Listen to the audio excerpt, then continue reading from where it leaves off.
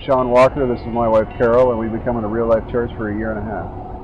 I was saved when I was 14, and most of what I grew up in was religious, and I sort of turned away from God until I joined the Air Force and met Carol, and Carol was, I would say, very religious at the time too, and we were just two people trying to polish our religion the best we could.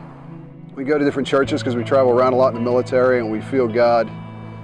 We felt like God was making changes in our lives, but there was always just something missing, and there was a frustration or an underlying current in our marriage that I felt like it wasn't getting solved, and it was just growing bigger over the years. And she was disappointed in things about me, and there were things that I was disappointed about her, but we loved each other, and we just tried to continue on, but religion wasn't fixing it, and I was getting very disillusioned about that. I felt like we would pray about things and nothing was changing. Well, in my life personally, I was saved. I knew that I was saved. I was 21 years old, and I had been immediately delivered of drug and alcohol addiction, where I was just able to put it down, and a abusive, controlling relationship, and never pick it up again, and just walk away from all of that. I thought I had it pretty together with my radical deliverance and this new walk with God.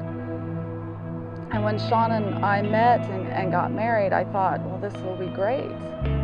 Little did I know how many issues I had left unresolved. There were so many things that played a big part in the dismantling of our marriage, and so much of it was my own doing. Now, being radically saved, I really had a grand idea about myself, in the sense that I was doing the righteous things, and I was watching if Shawn was doing the righteous things, and if he was watching something I didn't agree with, or listening to something that I didn't agree with, a spirit of judgment and condemnation would just rise up within me, and I would just despise him for it. And of course, that did nothing for our marriage. It pushed him further away. He had a term for it. I'm not going to share it here, but it wasn't very nice, but it made me seem like a very uptight, prudish individual. I'll just put it that way. And so the more he pushed back, and the more he dug in his heels, and he was doing things that, I didn't approve of, the more I just despised him and kind of got more and more disgusted with him. Then we got a flyer for Real Life Church, and I can't remember if it said on the flyer that they came from Living Word, but we had been to Living Word before, and we thought, wow, this is exciting. Let's go check out Real Life Church, even though it's in a high school, junior high school, which I told was one of my rules when Carol was looking for churches, let's not go somewhere that's in a junior high school, but we did it anyway. So we went into this place, and the kids, like the first day, they loved it. And I didn't really, I felt a freedom and a sense of belonging there on the first day, but I couldn't figure out why the kids loved it so much, because we had come from a place that had a very well built up youth group to now they're in the service, and they loved that more.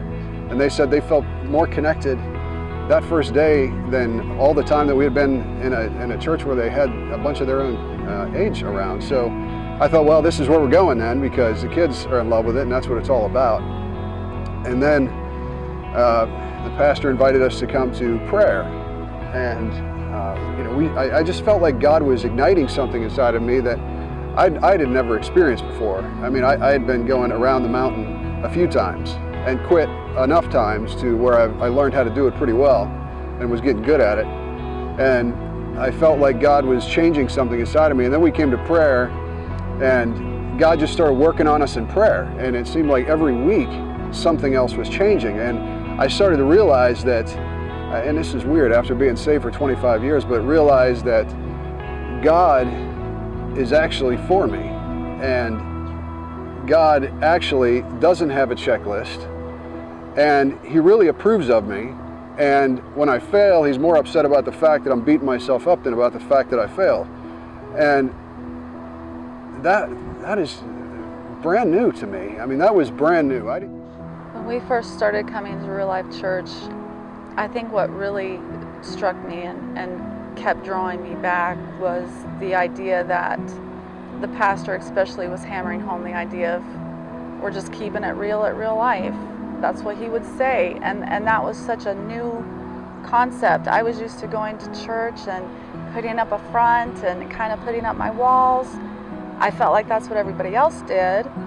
I experienced a lot of rejection in my life, so anytime I'd come up against it anywhere, it just hurt so much. And one of the things about Real Life was the friendliness of the people. They were so open, they were so warm and welcoming. That spoke volumes to me as one who is used to rejection and is looking for rejection. And it's easy to slide in and out of churches when you feel like easy come, easy go. No one's going to miss me whether I'm there or not. And here it was almost as if, oh my goodness, there's an expectation. There's a, hey, how are you? How's things going in your life? So not long after we had started coming to Real Life, and we started going to the prayer meetings and we started getting healing and things like that, I started to notice that things that I believed would never change in Carol were changing. And I had lost hope that would ever happen. I had actually prepared myself to get used to the fact that nothing I did was ever going to be good enough completely, and she was never going to accept me wholly or trust my own walk with God. And that started to change, and I was blown away by that. I just, I was praying and I was like, God, you're real? Standing there, and she was off doing her own thing. I was standing there being frustrated, and I felt like God said to me, she doesn't think that you're committed. She doesn't believe that you're going to be around for the rest of her life. And I thought, that's ridiculous. I didn't believe that at all. But I walked over to her and I said, do you know that I'm with you to the end? And she spun around and looked at me like I had just tapped into her soul. And I thought, this doesn't even sound right. And I said, you know that there's nothing you could do that would ever cause me to leave you, that I'm with you always. And she was crying, and I'm like, what?